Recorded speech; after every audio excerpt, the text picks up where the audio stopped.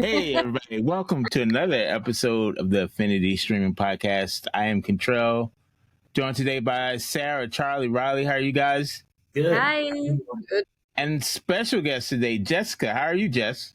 I'm good. Glad to be here. Awesome. Thank you for joining us. Today's movie is Asteroid City 2023, rated PG-13. Runtime of 1 hour, 45 minutes. And just so you know, everyone, spoilers are ahead.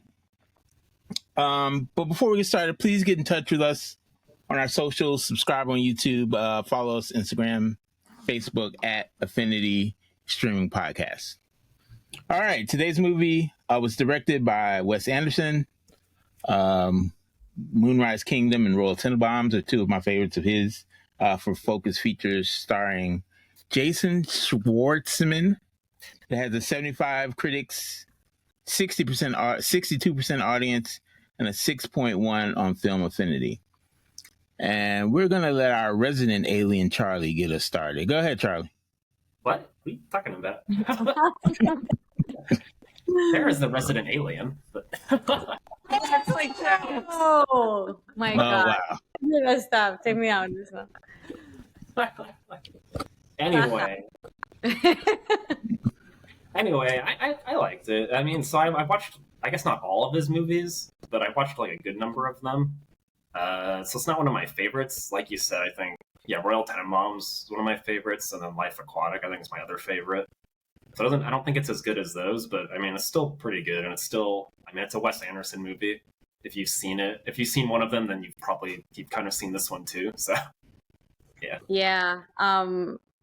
For me, it was okay. I liked it, but not enjoy it. Maybe like as another didn't entertain me as much as others because it was Anderson's style. But I think it was very interesting, the points that he made in all the movie, like all the back and forth with the behind the scenes and the actual play, saying also like the black and white and the color when the play was going on, the lines, how all the cast delivered the lines, because I found that the cast wasn't like acting so much. They were like, there was a lot of motion. You're just like delivering lines and they had to be like such a good actors to do that. And they actually did it. So that was the part that I enjoyed the most. And maybe, you have to like Wes Anderson because it is not a regular Hollywood bestseller movie. Yeah, this was actually the first Wes Anderson movie I've seen, and maybe I'm just not the biggest fan of this style. It was fine. It was entertaining. I was like, this is so weird. I just have to keep watching to see what's going on. But if all of his movies are like this, then... For the podcast. Well, yeah. But I probably would get sick of them because, I don't know. All the actors were fantastic, but I still just wanted something more from the movie. It just felt like there were empty spaces for me. And the one problem that I had with it, which really, I don't even know where it came from. They didn't change clothes the entire time, and they're at this place for a week. And I was just are their outfits ever gonna change? No, this is getting didn't rough. even notice that. They were, it was a play, and they were playing back in time, so they didn't have the wardrobe that we always have. They can have more than one outfit, is the point. I was trying to justify more than one outfit. Also, the camera moves, they were very not as usual, all the frames and angles that they were just the moving forward, just in one take kind of thing. That's another singularity of the movie that I liked. Yeah. Well, I'm a big Wes Anderson fan. I've seen a lot of his movies. I don't want to say I've seen all of them, but most of them.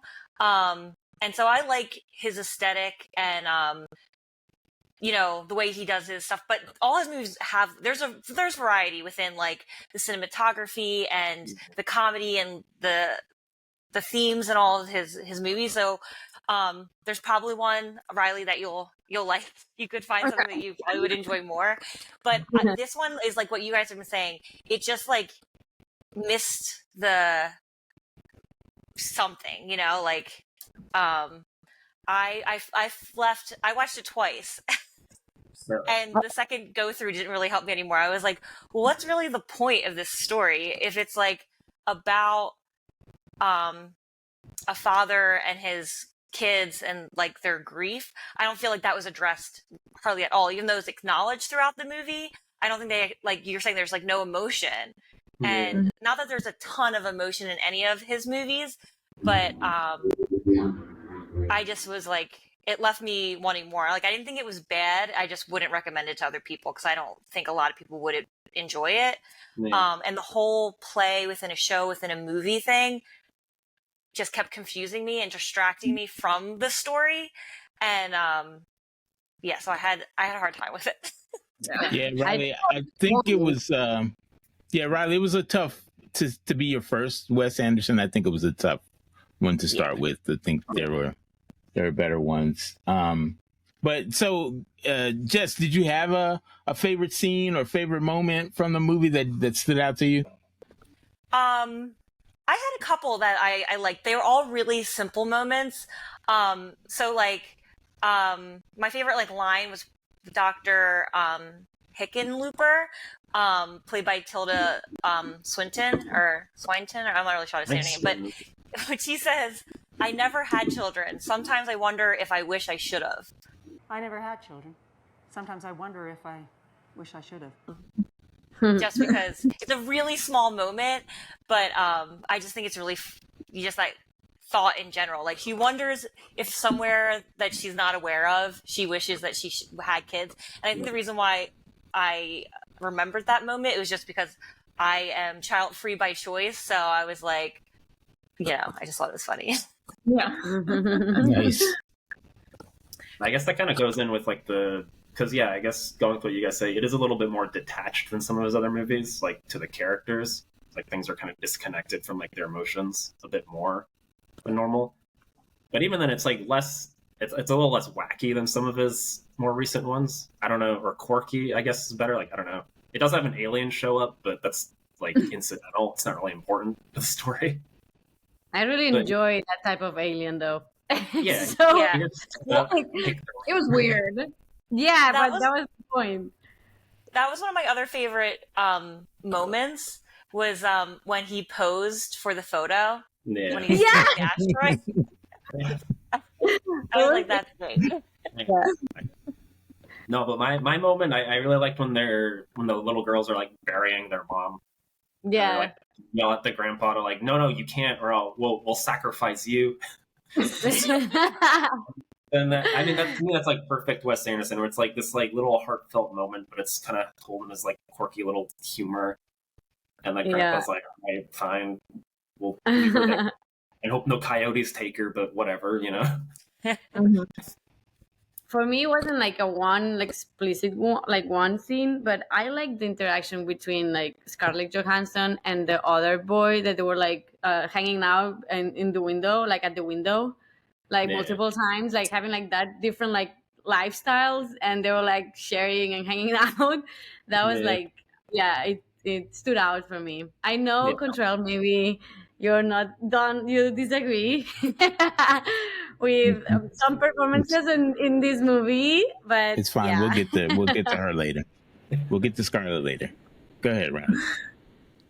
My moment was the same as Charlie's. I loved like those little girls burying. I just thought it was so funny. So maybe if there's more moments like that in other like Wes Anderson stuff like that, I was like, okay, this made me laugh. It's so random. The girl has like fangs. They're being witches. I was like, this is great. Like, that was spot on. I wish there was more. Oh yeah, they were not. When they first met Tom Hanks, they were like, "Who's this old man?" Who's this old man? Poppy, I think. That gave me a chuckle. All right, did you have a favorite character though, Riley? My favorite character, it was pretty hard to pick, but I was torn between actually like the little girls just in general, because they made me laugh, and their brother. I forget even what his name was. They just kept calling him the Brainiac. Who's he? Woodrow. He's played by Jake Ryan. I just thought he did a really good job of like channeling that character. This like super nerdy and like I don't know, he was very in the zone, and I felt like, oh yeah, like this is how he would be in real life. Like I didn't feel like he was acting. I felt like that was like the real energy. I thought he did a good job. For me, it was Tom Hanks. I think I like his acting in this movie, and I think like his part of it, like with the girls, was like, yeah, one of the funniest moments for me too. So I like him in this one. I think, yeah, I agree that the older brother, he was my favorite character. His name was again Riley. It was Jake Woodrow. Ryan. Woodrow. Jake Ryan. Yeah. I thought the whole family was great. The three little girls who are actually looks like sisters in real life since they all have the last name. I'm just assuming that. So yeah, go ahead, Charlie. Yeah, kind of random, but I really like Steve Carell just in his little random role. Just trying to like, I just liked how they kept popping in and just trying to like sell people like random bits of land. So, I don't know. He's just the doing motel manager. Yeah, oh, don't worry, you guys have this nice tent. You know? Yeah, and to go back to Scarlett there, Yeah, what's wrong with Scarlett?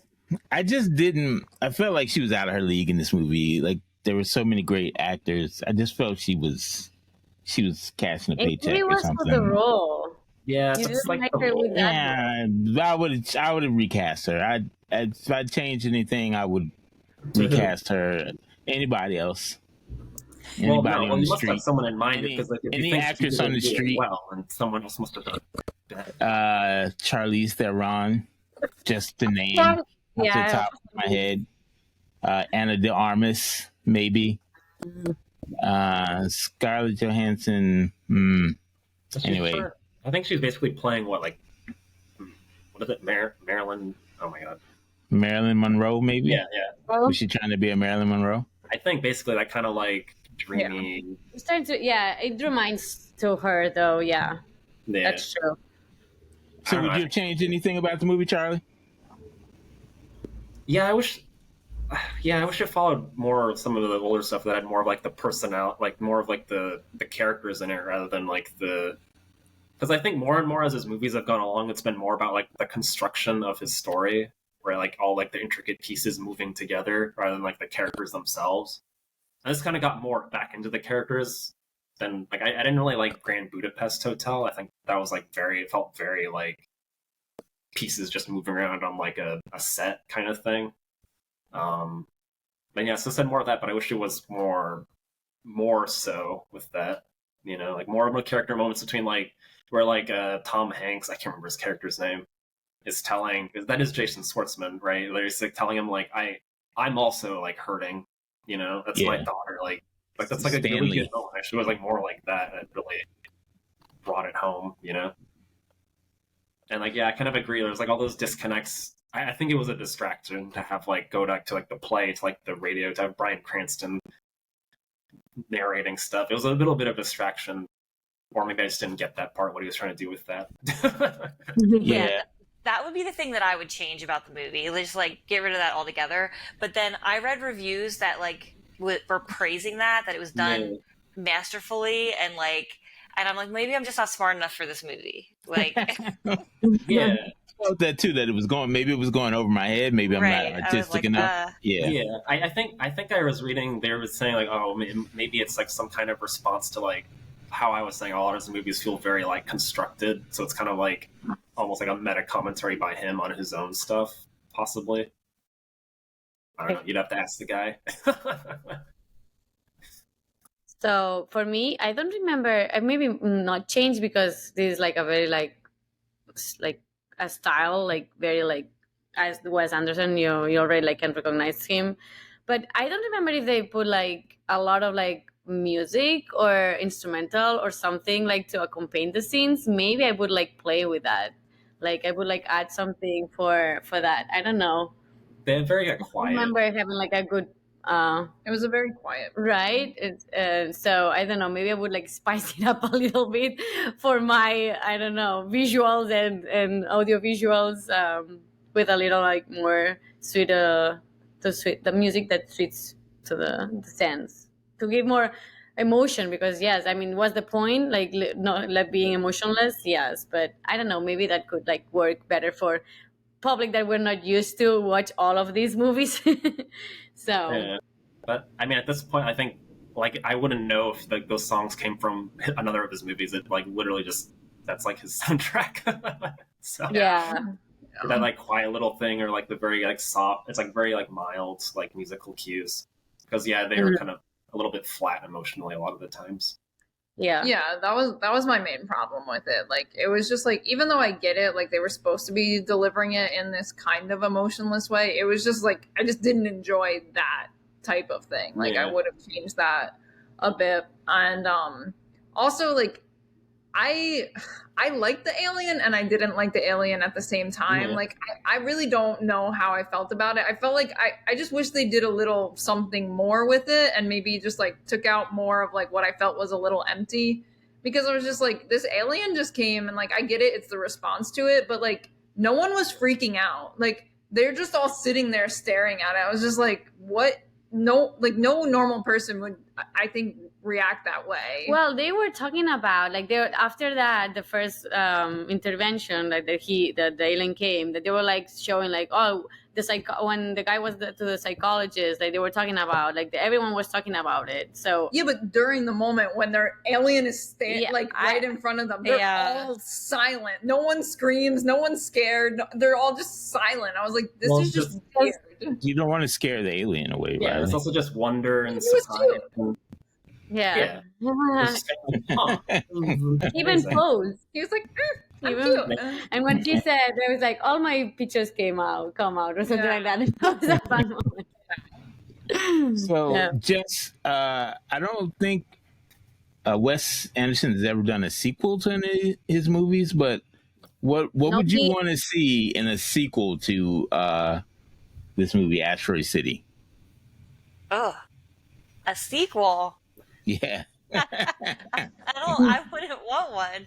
Honestly, like I thought the movie it had some interesting characters and some funny moments, and it's beautiful and there's a lot of fun in it, but it just I really couldn't get past the like lack of emotional impact, even though his films tend to they're not dramatic. They all seem to achieve and they're usually not based, they're loosely based in reality. They're very disconnected from like the real world, and they're whimsical and they're fun. But I don't know. This one was it just left me being like, after seeing it twice, you're like, I'm good. I don't need any more. That was the sequel. That was the sequel. Yeah. I was like, maybe I just wasn't paying enough attention. It was, I don't know. It was, I think I like what was the troop called? The little engineers of the future or something. Yeah, that was Those fun. kids, or like follow the little girls, because they were like really cool. Yeah, I think that would be good. Or Grace Edwards and Jake Ryan's little romance there. The two little kids. I would just want a different feeling coming out of it. If there was a sequel, you just have a different mood. Do you have any thoughts on that, Charlie? No, I mean, I think he should just keep doing. I'm glad he makes his movies. I'm glad there's a spot for him in the world for his weird little quirky movies. I mean, I love all like I love how he shoots it. I love all the framing. I love all like the bright colors that you just don't see in like most movies now. Yep. And I'm glad he didn't just keep making his movies. I want him to just make something different every time. All right. So in the end, are we recommending this movie to family and friends? The family and friends, no. No? If you're like Wes Anderson guy, like go watch this movie and just add it to your list, and then you can rank it like everyone else. You're not recommending it, Jess? No. Even if I feel bad being hard on it, but I feel like even if you're a Wes Anderson fan, I would just be like, you could skip this one. Sarah Riley, no, same feeling, I no mean, recommendation. I wouldn't. And like I No. was gonna say, just because I had a little idea for the sequel, like I feel like if just because he brought the play element, like the two different stories into it, maybe they could do a sequel with like going back to like the directors and like everyone that was like behind the scenes doing that, because like them like casting it in that process, there was almost like more emotion there than in the actual play. So maybe like if I had to do a sequel, even though I wouldn't want one, they could like go back to like their story and find out more of that. Awesome. All right, Riley, we'll start with you. Give us a recommendation then of actors in this movie, of movies you would recommend. That's so easy today. I mean, there was so many. Like I was like looking and thanks. Jeez.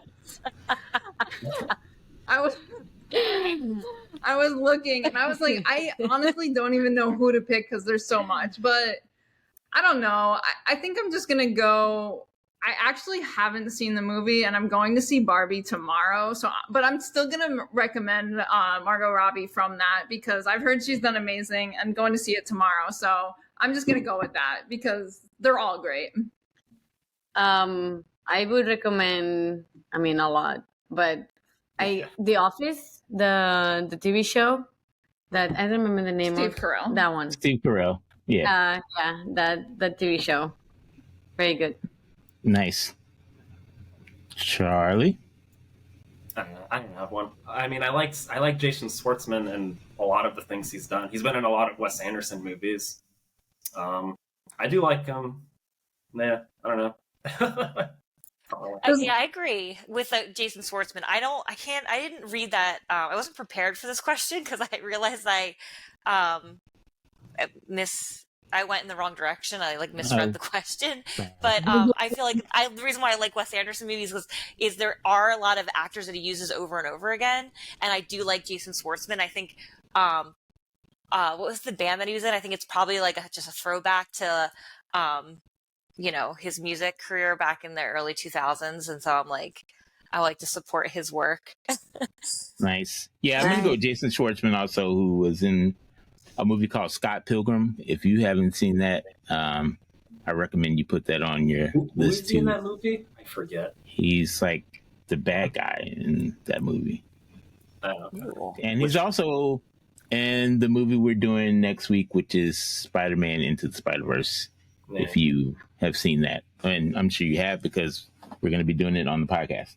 All right, guys, let's give our shout outs of the week, and I'll go first since you guys are need some time to think. And since we were on the subject of Scott Pilgrim, I'm going to go with Scott Pilgrim, the animated series, which is coming out on Netflix very soon with all the original cast. So I would recommend you watch the movie, watch the animated series, and Jason Schwartzman is involved. What about you, Jess? I'm shouting out my husband, Steve. He is the reason why I've seen so many Wes Anderson films. So when I told him I was doing this podcast, he was like, wait, can I be included? But well, you ripped the movie, right? So he can't. Now he's going to... Well, you didn't rip it. Yeah. He didn't like it either. He wasn't into it either. The but next he Wes has Anderson. lots of opinions. All right, the next Wes Anderson. Get the hubby in here. We'll get him on. Next Wes Anderson we do. Sarah Riley, shout out to the week. Mine is just because this movie like made me think of it, even though it's completely unrelated. I'm shouting out Ancient Aliens, the TV show, which my dad always watched, and just seeing the little stupid alien like reminded me of this show. And the guy with the crazy hair on it. It's actually kind of entertaining show to watch, but yeah, that's my shout out. That's on the History Channel, right? On the History Channel, yes. My shout out, It is. And my shout out goes to that. I don't know who was like the guy that released all these alien content that they made to the Earth. Like it was like lately like released and like FBI. Yes. Yeah, just because To the FBI. Yeah. We love you guys. Leaked information. Yeah. Exactly. Charles. Yeah, I guess I'll shout out the Spain women's soccer team for winning the World Cup. Yes. Gracias. De nada. Boo, boo. No, just kidding. Take that back now. All right, guys. Thanks for joining us. Jess, we really appreciate you joining us. Thanks for having me. Thanks for coming on. We'll get the hubby on our next Wes Anderson movie. Tell him we said hello. Thank him for letting you join us and introducing you to Wes Anderson. All right, guys. We'll see you next week when we're doing Spider-Man: Across the Spider-Verse. All right. Take care, guys. Bye. Bye.